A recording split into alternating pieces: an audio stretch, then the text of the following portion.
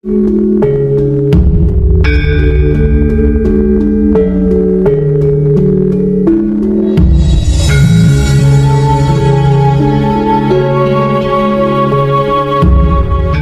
yang mengalami kesulitan patrap samadinya atau di luar patrap samadinya?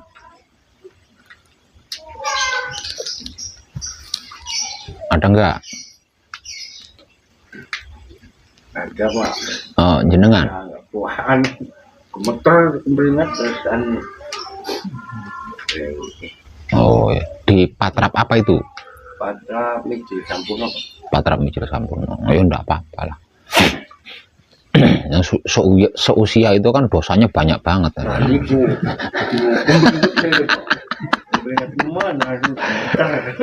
Ya sing telaten. Yang penting telaten aja. Dulu membuat dosa kan telaten. Nah, sekarang membersihkannya juga harus telaten.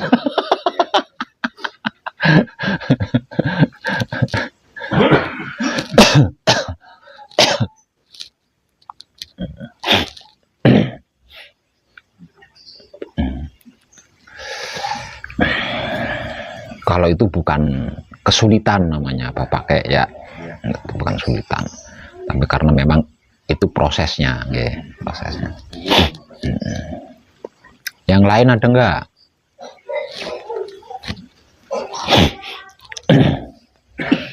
Enggak ada ya yang lain. Ini panjenengan dari mana? Indramayu. Indramayunya mana? Junti Indramayu. Kecamatan Junti. Ya, kecamatannya sih Wawu. Dan jenengan ning desa dan. Ning desanya apa ning Juntine? Ya, kecamatan Junti Nyuat, desa kuda Junti Weden. Oh. Anak Junti Weden, Junti Wani. Anak Weden ya, ini anak Wani yo. Weden, Junti Kebon, Junti Oh. Nyuat, Junti Kedokan. Oh. Mau kecamatan Junti Nyuat. Junti Wani laka berarti ya. Anak Junti Weden, mungkin anak Junti Wanen ya.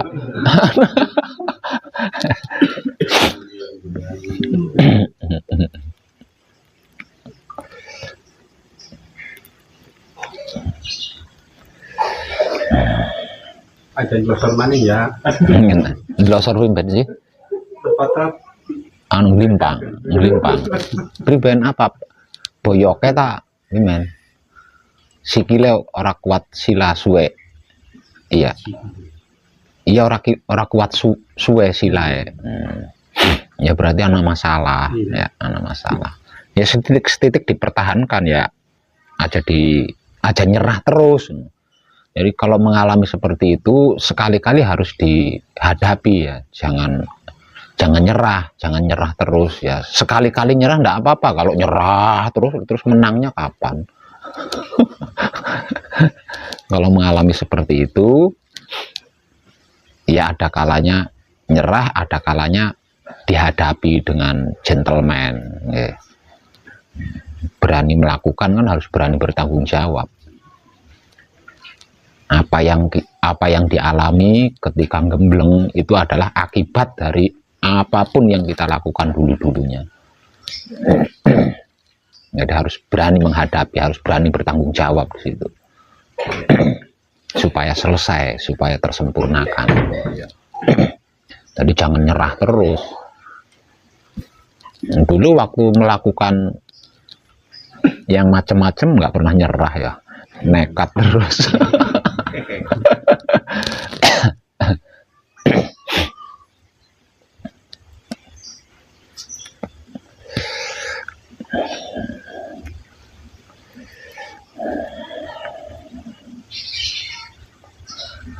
Nah terus lagi ketika mengalami seperti itu, nyerah atau bisa menghadapi, matur kesuwune aja kelalen ya, matur suwune aja kelalen.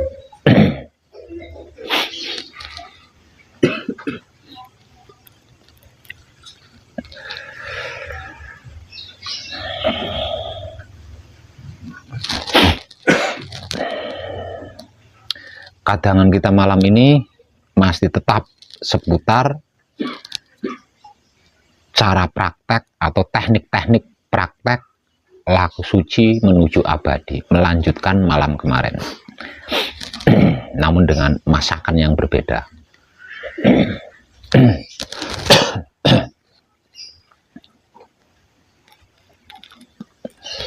Malam kemarin kita putus sampai di kalimat apa ya? Ada yang ingat enggak?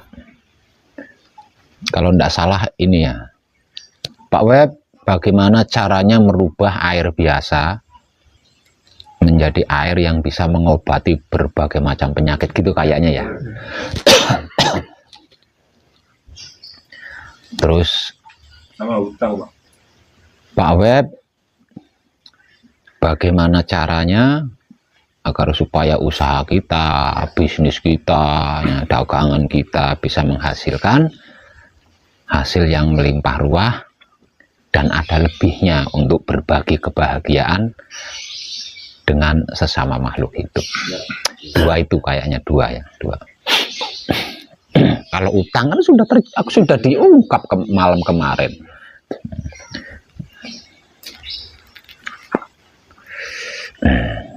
Utang itu pragat. Utang beli pragat, lu nandur terus, pragatnya kapan? Nang jajal pelamun pengen pragat ya leren aja nandur. Nandur ya panen.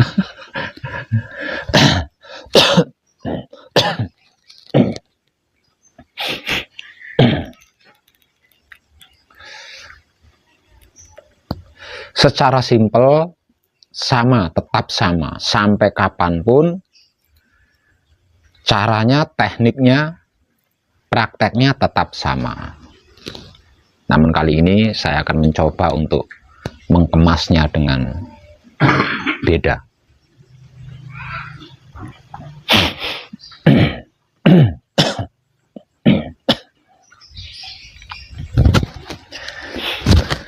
Merubah air biasa menjadi air yang bisa mengobati penyakit. Itu berarti kan ada yang minta air tuh. Ya, ada yang minta air. Kalau tidak ada yang minta air, kita melakukan itu berarti kita sudah mendahului kehendak Tuhan. Nah, kalau tidak ada yang minta air, kita berpikir seperti itu, berupaya seperti itu, dan melakukan seperti itu, berarti kita sudah mendahului kehendak Tuhan. Terkecuali jika kita mengetahui. Semisal contoh, diri pribadi saya. Ketika itu saya mengetahui bahwa suatu saat saya akan dicari oleh banyak orang. Dan orang banyak yang mencari saya, tujuannya tak lain dan tak bukan adalah untuk manunggal jati atau mengenal Tuhan. Maka dari itu saya mempersiapkan diri jauh-jauh sebelumnya. Nah, kalau tidak mengetahui, sama halnya mendahului kehendak Tuhan. Lebih parahnya lagi bisa dikatakan menantang Tuhan tuh. Sudah menantang Tuhan itu.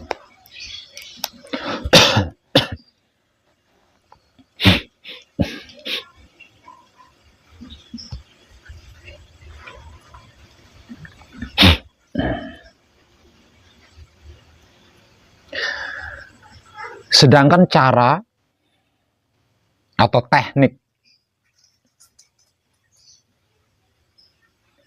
laku suci menuju abadi untuk merubah air biasa menjadi air yang memiliki mujizat.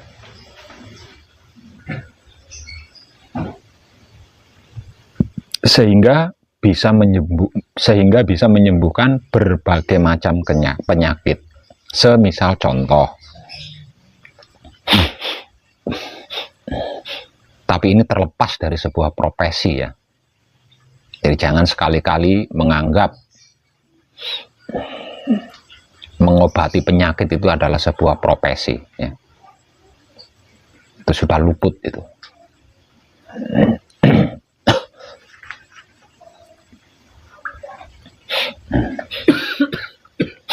Karena apa? Karena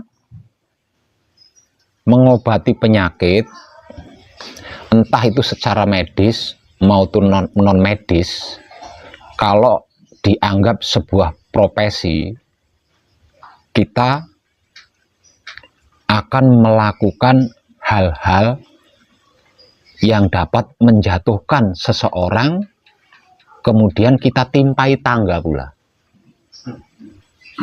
Nah, ini sudah nggak baik tuh. Satu misal, ada orang datang minta pengobatan, katakanlah penyakit stroke, ya, penyakit stroke. Lah, orang sakit ini kan bisa diibaratkan orang yang sedang jatuh. Sekian juta orang yang sedang jatuh kok kita timpai tangga. Berani enggak? Kalau enggak berani sekian juta, ya silahkan cari paranormal lain, silahkan ke dokter dan lain sebagainya. Nah, ini sudah keluar dari kebajikan.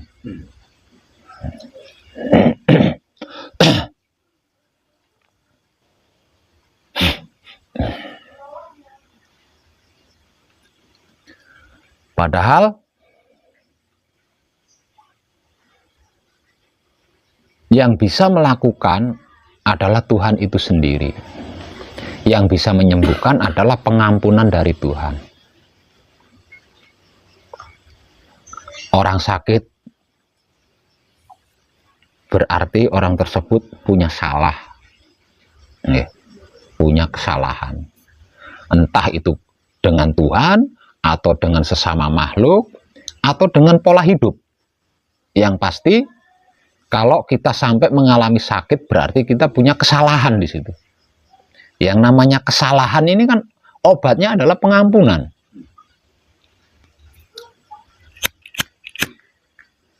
Yang memiliki pengampunan kan Tuhan itu sendiri. Sebenarnya tekniknya sama.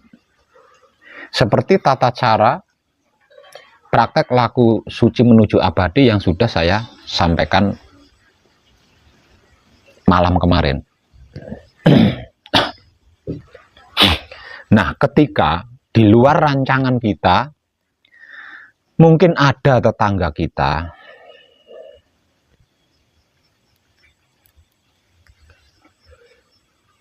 dikarenakan melihat kita ada perubahan, dikarenakan tetangga kita melihat kita ada perubahan lebih baik daripada hari kemarin, dan ketika tetangga kita yang memperhatikan kita itu ngalamin sakit kepala, lalu datang menemui kita meminta syarat agar supaya sakit kepalanya bisa sembuh tanpa harus minum obat kimia.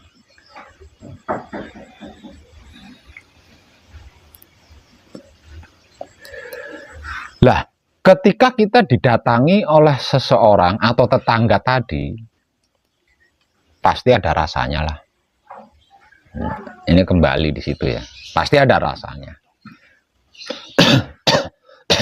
Rasa apa? Ya bergantung sikon kita, bergantung sikon kita.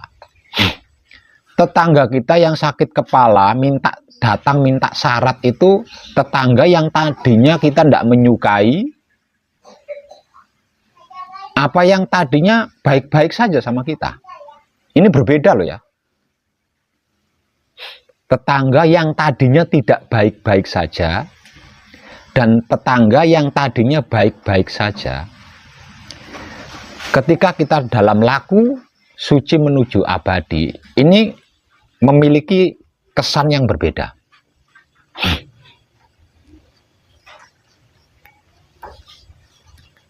Memiliki kesan yang berbeda.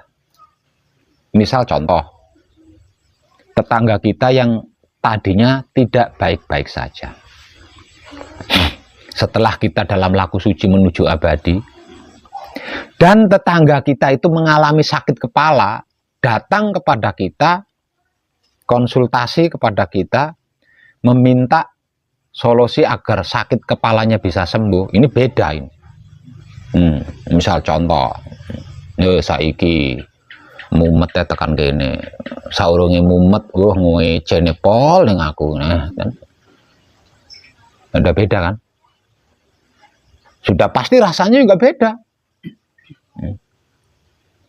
Sudah pasti rasanya beda. Bisa jadi. Tak gawe ini banyu peceren, tuman. Gampangannya ngono. Mengingat masa kemarin itu loh, yang tidak baik-baik saja. Katakannya seperti itu. Yang pasti, mau enak atau tidak enak rasanya ketika didatangi tetangga kita yang sedang sakit kepala dan memohon pengobatan agar supaya sakit kepalanya bisa sembuh, itulah yang kita nikmati. Nikmati terus.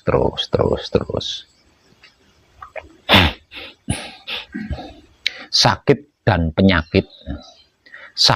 penyakitnya tubuh kita atau raga kita itu kaitannya sangat erat dengan saudara kita mutmainah. Nah, saudara kita mutmainah ini adalah rajanya air, ratunya air, atau sari-sarinya inti air. Jadi apapun masalah yang berkaitan dengan raga, kita harus menggunakan saudara kita mutmainah. Artinya harus menggunakan air sebagai sarananya. Karena yang bisa membersihkan raga hanya air. Coba jenengan mandi lumpur. Yang bisa membersihkan tubuh panjenengan dari lumpur apa? Api. Nah, api malah jadi lontong. Jadi sate. Jadi kita harus menggunakan saudara kita mutmainah, rajanya air atau ratunya air. Sembari menikmati rasanya ketika ditodong sama tetangga yang sedang sakit kepala itu tadi, kita ambil air segelas atau sebotol. Terus jangan lepaskan air di dalam wadah itu kalau belum ketemu nyutnya rasa, gregelnya rasa. Setelah ngambil air, entah itu di dapur atau di ruang tamu, lanjutkan sembari mendengarkan curahan hatinya tetangga kita yang sedang mengalami sakit kepala. Tapi air itu jangan kau lepaskan dari tangan. Terus nikmati rasanya. Begitu nyutnya rasa ketemu, gregelnya rasa ketemu, berkatalah sembuh untuk saudaraku si A. Kemudian tiup airnya dengan sabda sempurna dan berikan kepada tetangga kita yang sedang mengalami sakit kepala. Bagaimana kalau sakit penyakit lainnya sama? Karena saya mengambil sampel yang tidak amat sangat rasanya. Nah, kalau penyakit lain yang saya jadikan sampel, wah itu kan ngeri. Mumet ya wis bingung ya, apa meneh liyane. Itu seperti itu.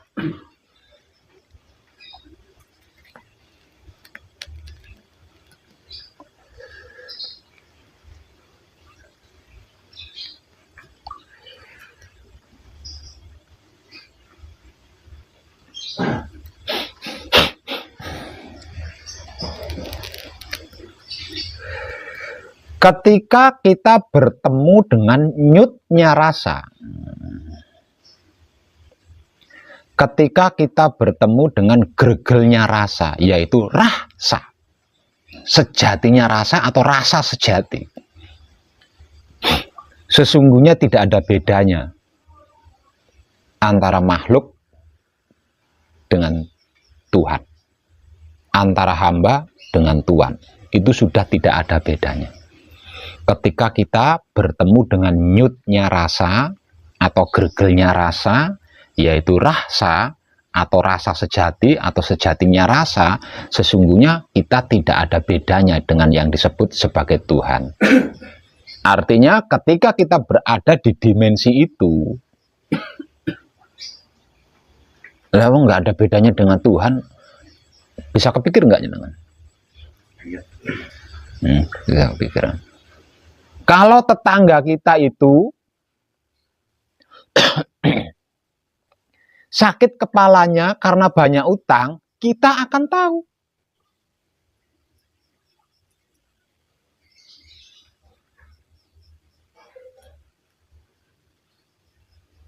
Kalau sakit kepalanya karena punya luput sama Tuhan, kita juga akan tahu.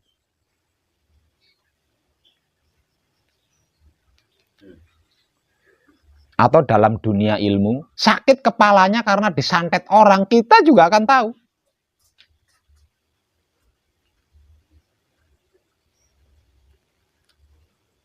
Dan ketika kita bersabda sembuh, Tuhan akan memberikan sanksi.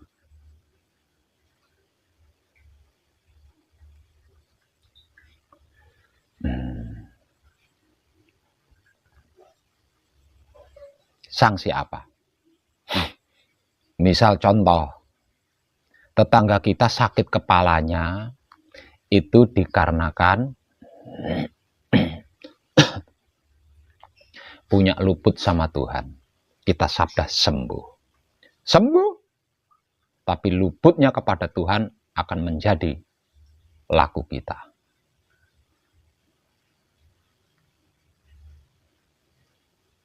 Wani?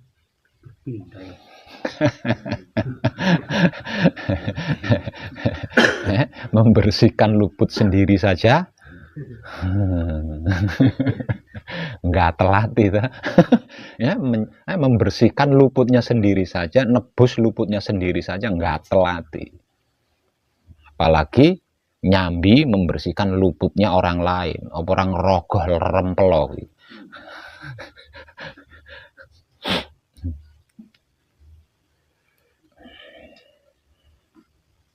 Tapi kalau sakit kepalanya karena banyak utang, sakit kepalanya karena kurang tidur, diacungi jempol tuh sama Tuhan. Pahlawan kamu. Pahlawan. Setelah ngacungi jempol, mahare banyu iki 50.000, jempolnya Gusti Allah malik langsung.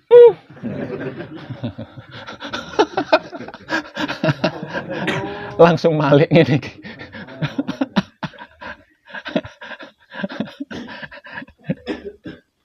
Kamu masih belum layak untuk manunggal denganku.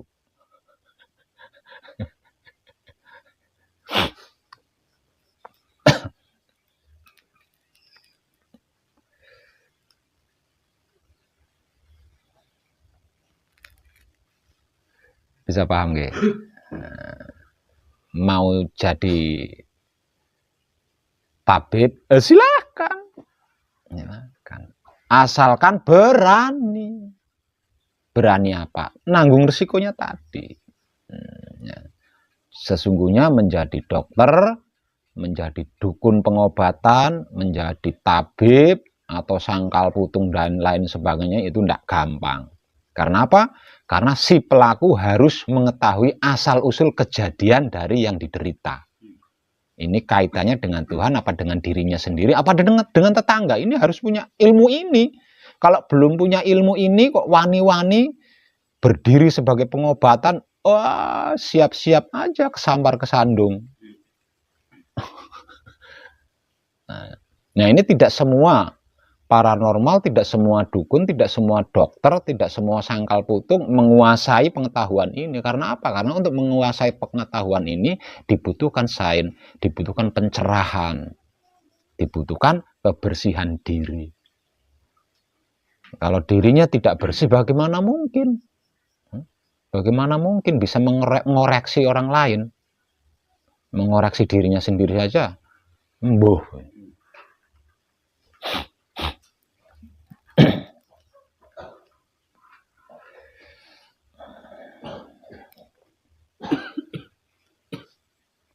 Yang kedua, Bagaimana caranya Pak Web agar supaya bisnis kita, usaha kita, dagangan kita, atau mungkin pertanian kita bisa sukses sehingga mendapatkan penghasilan yang lebih dari cukup untuk bisa berbagi kepada sesama makhluk hidup. Caranya sama. Caranya tetap sama. Prakteknya tetap sama, tekniknya tetap sama.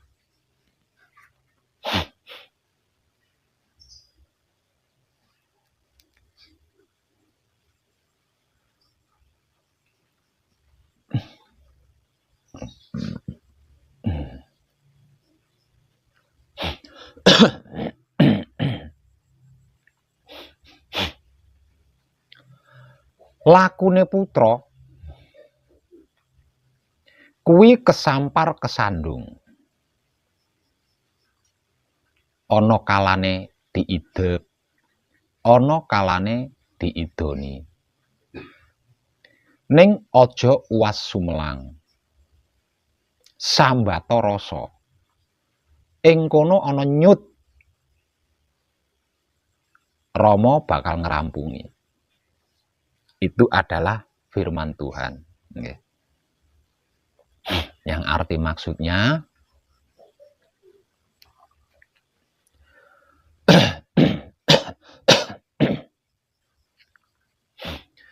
kehidupan manusia itu tidak selalu mulus, maksudnya seperti itu. Ada kalanya datar, ada kalanya menurun, ada kalanya menaik. Bahkan ada kalanya jeglong-jeglong gampangannya gitu. Bahkan tidak jarang melalui jurang, yang curam lagi. Namun jangan khawatir, di situ ada rasa.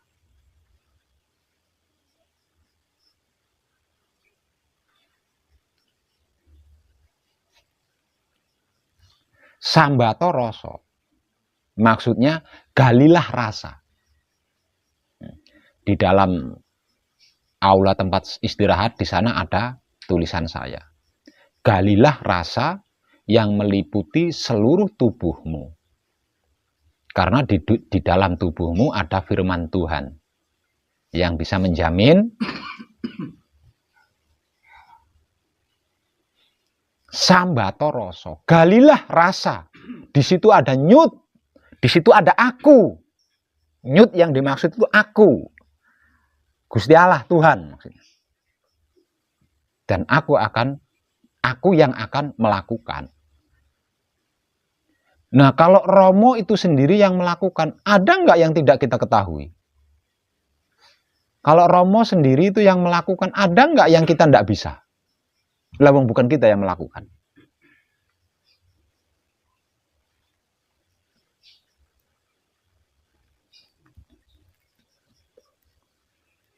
Lakune putra kuwi kesampar kesandung. Ana kalane didep. Ana kalane didoni.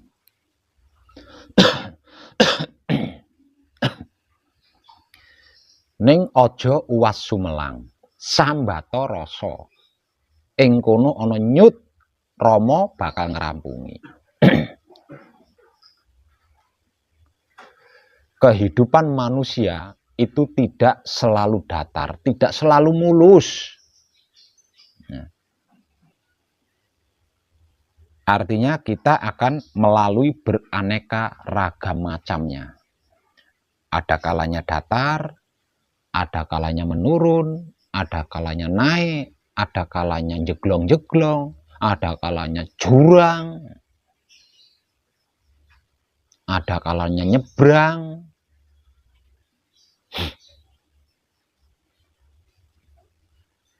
Namun jangan khawatir. Galilah rasa. Di situ ada aku. Dan aku yang akan melakukannya. Ini saja sudah menjawab seluruh unek-unek jenengan sebenarnya. Bahwasanya menikmati rasanya kelakuan yang kita lakukan dalam hal apapun, ya iki lho jane ning kono. Itu menyelesaikan, Mas. Aslinya menyelesaikan. Tapi tidak menutup kemungkinan dikarenakan masih belajar ya. Dikarenakan masih belajar tidak menutup kemungkinan kejeglong, kesandung. Tidak menutup kemungkinan, namanya juga masih belajar. Nah, ketika mengalami kejeglong, kesandung, tidak usah mencari penyebabnya, apa mau motoku ndlenger yo. Tidak usah nyari-nyari penyebabnya. Langsung lakukan patrap sama dimijil sampurno. Selesai. Inilah. Untuk yang sudah ahli, dalam artian tidak ada sesuatu apapun yang tidak ternikmati rasanya dengan kesadaran cinta kasih sayang kita. Tidak akan kejeglong, tidak akan kesandung. Nggak akan kejeglong, nggak akan kesandung. Arti maksud tidak akan kejeglong, tidak akan kesandung. Kalau punya bisnis, bisnisnya tidak akan bermasalah gitu. Pasti menguntungkan. Kalau punya dagangan, dagangannya tidak akan bermasalah. Kalau punya pertanian, usaha pertanian, perkebunan, tidak akan punya masalah. Lah wong ora kejeglong, ora kesandung. Tidak akan mengalami sakit. Tidak akan mengalami permasalahan-permasalahan, tidak akan mengalami kesulitan-kesulitan. Tidak akan gitu. Kalau seluruh kelakuan yang kita lakukan ternikmati rasanya dengan kesadaran cinta kasih sayang. Namanya masih belajar, lagi-lagi namanya masih belajar. Pasti ada saja kan ya. Pasti ada saja. Dan yang bisa saya pastikan, yang terlewati adalah hal-hal yang sepele. Hal-hal yang sepele. Yang bisa saya pastikan bisa terlewat bagi yang masih belajar adalah hal-hal yang bersifat sepele. Seperti memakai sandal, sepele banget. Ya. Melepas celana dalam, ya sepele banget. Pak. Kalau perempuan yang lepas BH-nya, itu kan sepele banget. Nah, hal-hal yang sepele-sepele ini loh, yang terlalu sering terlewat dari kesadaran kita, rasanya. Nah, kalau seluruh pergerakan, seluruh kelakuan yang kita lakukan, ternikmati semua kesadarannya dengan ternikmati semua rasanya dengan kesadaran cinta kasih sayang, oh tidak akan mengalami masalah dalam bentuk apapun, tidak akan mengalami problema dalam bentuk apapun. Bahkan mungkin kalau ada pertanyaan, Pak Web, di dalam laku suci, kok suci sih jane sapa sing jenenge suci ya, Aduh. Berarti karena kepleset ya lidah saya. Mungkin di dalam benak ada yang punya pertanyaan, Pak Web, di dalam laku suci menuju abadi, bagaimana caranya untuk mengetahui hal-hal yang bersifat tidak kasat mata?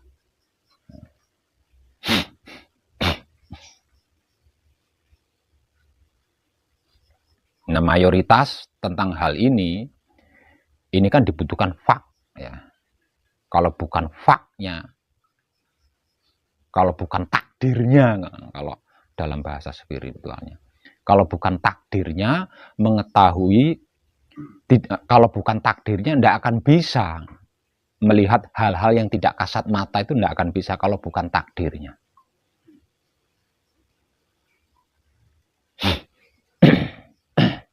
Kecuali jika seseorang itu memiliki takdir untuk itu, memiliki makom untuk itu kalau dalam bahasa spiritualnya. Namun, di dalam laku suci menuju abadi tidak membutuhkan takdir. Tidak membutuhkan fak di situ. Semisal contoh, di dalam laku suci menuju abadi, berarti kan saya apapun yang saya lakukan kan rasanya ternikmati tuh. Yang dimaksud laku suci menuju abadi berarti apapun dan bagaimanapun kelakuan kita rasanya ternikmati semua ya, dengan kesadaran cinta kasih sayang. Semisal contoh, di dalam laku suci menuju abadi, saya berjalan ke suatu tempat yang dimana tempat itu dihuni oleh sukma-sukma yang gagal sempurna, oleh setan katakanlah ya. Kita akan mengetahui, gitu loh. Setan yang bertempat tinggal di tempat yang kita lalui, kita bisa tahu, kita bisa melihat. Satu misal tempat itu ada silumannya, kita bisa tahu betapapun siluman itu adalah seorang ratu. Kita bisa tahu. Dan apapun yang bertempat tinggal di tempat itu akan hormat kepada kita jika belum waktunya sempurna. Kalau sudah waktunya sempurna, dia akan memohon ditunjukkan jalan untuk menuju kesempurnaan. Nah, kalau sudah seperti itu, untuk apa ilmu?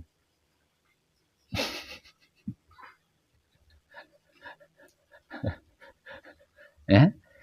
Ilmu untuk bisa melihat sesuatu atau hal-hal yang tidak kasat mata itu dibutuhkan fak atau dibutuhkan takdir. Kalau kita tidak punya takdir untuk bisa melihat hal-hal yang tidak kasat mata, sinawoning dia ora bakal iso. Mau belajar ilmu model apapun tidak akan pernah bisa. Kalau tidak punya takdir di situ. Tapi di sini tidak butuh takdir. Karena apa? Karena siapapun dia yang sedang laku suci menuju abadi, yang aktif itu adalah indera ketujuh. Yang aktif itu adalah penglihatan Tuhan itu sendiri, bukan penglihatan makhluk. Lah, penglihatan Tuhan itu leng semut iso dijelajahi.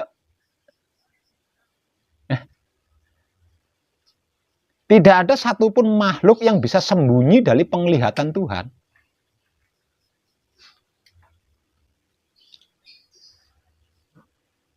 Jadi di dalam laku suci menuju abadi, ora perlu neko-neko. Nikmati saja rasa dari kelakuan yang kita lakukan. Nikmati saja, apapun akan terungkap. Dan bukan hanya terungkap, sainnya akan kita dapatkan. Hakikatnya kita dapatkan. Pengertiannya, pemahamannya, pengetahuan secara logikanya, secara realnya kita dapatkan, bukan hanya sebatas mengetahui. Nah, ini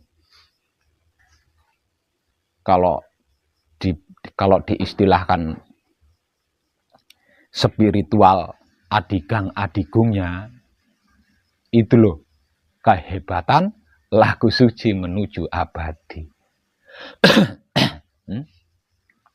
Hanya berusaha selalu manunggal secara langgeng dengan Tuhan, apapun tidak ada yang tidak bisa kita lakukan selagi kita mau.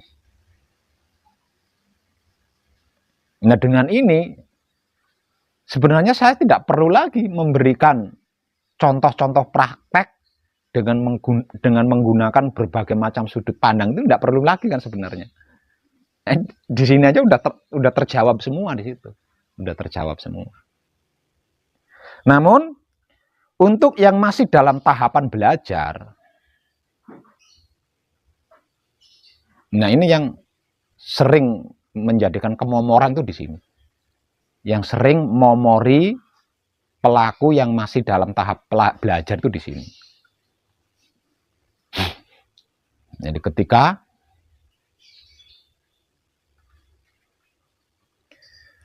berjalan melalui tempat angker, katakanlah seperti itu. Berjalan melalui tempat angker. Sebelum laku suci menuju abadi kan kita tidak tahu ya, kita tidak tahu. Nah, tempat angker yang dimaksud itu kan katanya tuh. Ya, katanya tuh. Tempat angker yang dimaksud itu masih katanya. Lawang sebelum laku murni menuju abadi belum tahu kok. Masih katanya. Melewati tempat yang dimaksud. Melewati tempat yang dimaksud. Setelah sampai di tempat yang dimaksud, merinding. Wih, bener jari ini si A. Hancur semuanya. Ya, hancur semuanya. Apanya semuanya yang hancur maksud? Entah kemana tadi yang sedang menikmati rasanya kelakuan awet sokong rumah sampai sebelum di tempat angker itu loh. Kan kita wis katakanlah kalau dalam bahasa spiritualan khusyuk ya, khusyuk menikmati rasa. Begitu membuka mata sampai di tempat angker perinding, wah bener jari si A. Hah? Ya enggak? Es kemomoran. Jari Pak Web laku suci menuju abadi kan waskito. aku kok gak ero. Lah wong kemomoran bener jare si A. Lah kuwi kan kemomoran pisan. Ya ora bakal ero. Kalau ada sesuatu di situ ndak akan bisa lihat lah wong kemomoran. Ya? Atau nggak ngerti kalau itu tempat angker karena belum pernah mendengar kabar ataupun mengetahui sendiri. Begitu lewat di suatu tempat, nah sebelum sampai di tempat yang dimaksud itu kan masih kusuk katakanlah, ya. Masih kusuk menikmati rasanya, wis saobah polae. Begitu sampai di suatu tempat berinding, ana apa ya? Alah kuwi.